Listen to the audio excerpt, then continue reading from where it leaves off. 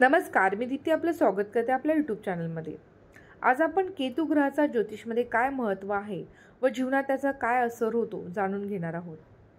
जीवनात मोठ्या घटना घडण्यामागे राहू व केतू यांची भूमिका असते। केतू ग्रहाला ज्योतिषमध्ये छायाग्रह मानलं जातं।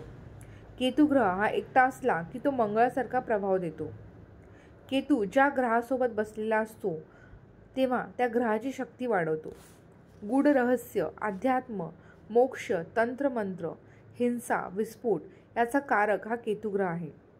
व्यक्तीच्या पुनर्जन्माच्या रहस्यांना केतुग्रह खोलू शकतो।